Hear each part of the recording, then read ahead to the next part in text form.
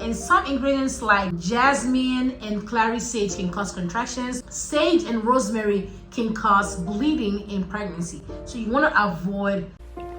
If you found the one, you should never give her up.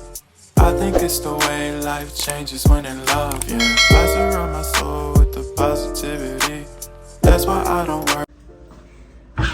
Welcome back to the channel. It is your favorite person back at it again with another motherfucking video. And in today's video, guys, I'm gonna be sharing with you guys 5 ingredients you should avoid whilst you're pregnant, during pregnancy. And for me personally, I'm gonna be advising that during your child's first year, avoid these ingredients because you know they will still be breastfeeding, especially if you exclusively breastfeeding that kid. You want to avoid this ingredient, okay? Now bear in mind that I'm going to be showing a lot of things in this video. If you're all about that life, then stay tuned and watch this video to the very end, and I will see you guys in the video. So but before then, if you haven't subscribed to this channel, you better.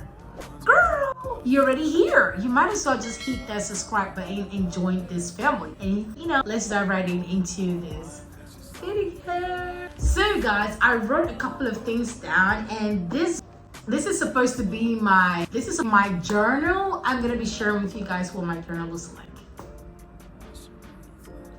My baby gifted this to me. I love it so much, guys. It has my freaking name on it, baby.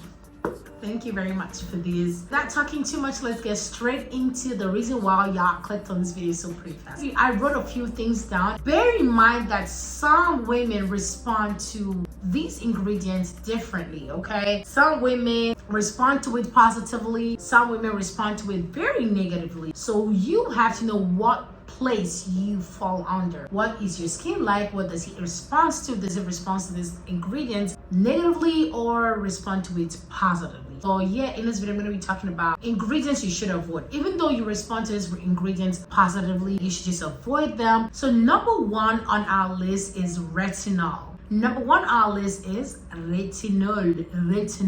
Retinol, also known as retin A or retinol palmitate, which is a derivative of vitamin A. This ingredient is not good to use during pregnancy. So if you have a product that contains retinol, or you have a supplement that contains retinol, it'll be advisable for you not to use any product that contains that ingredient during pregnancy, okay? We all know that while adequate vitamin A is important for embryonic growth, studies has linked the excessive intake to malformation of the baby's head, heart, and brain and spinal cord. So yes, as much as we need retinol or retinol A or vitamin A in our pregnancy, supplements, whatever, we should also bear in mind that the excessive intake of this particular ingredient or this particular drug can cause you to have malformation of the brain, heart, head, and spinal cord of your baby. So you want to be thinking about your baby, not yourself. So number 2 on the list is sunscreen. Now, speaking of sunscreen, we all know that sunscreen benefits every skin type. I mean, it protects our skin from bad UV rays, you know, sun and whatnot, and you know, prevents us from having sunburns or whatnot. But then we have to bear in mind that if you are pregnant, opt for a physical or natural sunscreen. You don't want to use the chemical type of sunscreen, okay? Because the chemical ones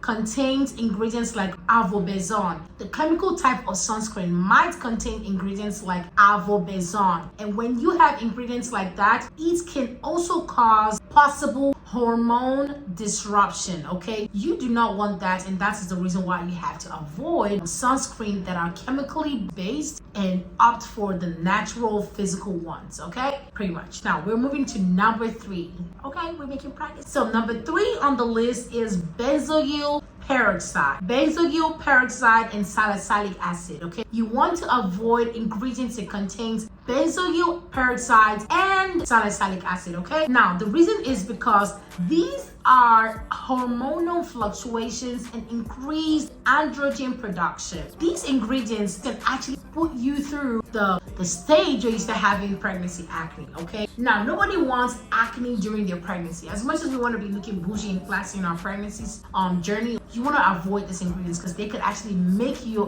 pregnancy acne come in full, in fact, in massive amounts, okay? We all know pregnancy come with their own acne, but when you start using this kind of ingredients, it only increases the pregnancy acne. Avoid benzoyl peroxide and salicylic acid in your pregnancy journey. As much as it looks so tempting, I mean, you gotta let it go. So number 4 on the list is hydroquinone. I know a lot of y'all be like, oh my god, okay, hydroquinone is not supposed to be on the list, but it is on the list, so we gotta let that out right there, okay? Now, some pregnant women might suffer from the condition called pregnancy melasma or melasma, okay? This is known as pregnancy mask, the mask of pregnancy, okay? If you have been pregnant, you might have suffered from this, and some people are lucky and they don't even see anything that looks like mask of pregnancy, melasma. They don't see it, it just happens. But while other people might go through that process of pregnancy melasma, okay? I'm gonna tell you now, right now, that as much as you want to use your hydroquinone ingredients to cure that pregnancy melasma, put it at the back of your mind that as a pregnant woman, you do not need that ingredient in your product, in your skincare, whatever. Stay the hell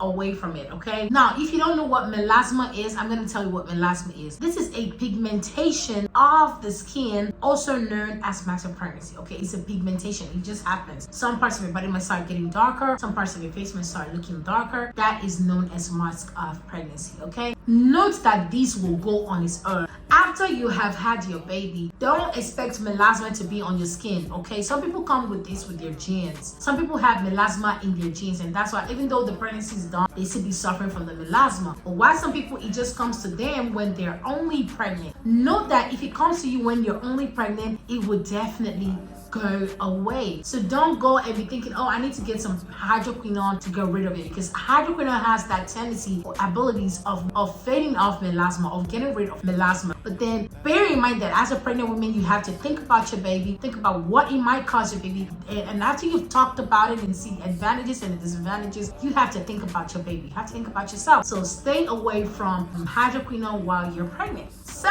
now we're gonna go to the last, this is the last ingredient on my list, and that is essential oils, okay? I know everybody be like, girl, what are we doing with essential oils? Why is essential oils not good? Essential oils are good, but you know, you have to think about your baby, okay? If you're gonna be using essential oils when you're not pregnant, that's good, but when you are pregnant, you have to be thinking about your baby. You're gonna be thinking, is it gonna hurt my baby? Is it gonna hurt me? You gotta think about these two factors, because as a good mom, you wanna be doing stuff that will help your baby growth in your womb and also help your baby growth after. So essential oils is good when you're not pregnant, but when you're pregnant, you need to know what type of essential oils that will be good for your skin and for the formation of your baby. And I know that automatically we think that anything natural is good for our skin, but we also have to understand that that's not always the case. Now, when you get pregnant, it is advisable to switch up all your skincare products, okay? When you get pregnant, just switch it all up, because you know why? When you switch stuff like that up, it makes you be able to track what is good for pregnancy. When you go to your dermatologist or your esthetician, they'll be able to tell you, okay, you know what? Use this while you're pregnant. But when you're done being pregnant and have the child, you have given the child a little time to, breastfeed and whatnot, you can now switch to this.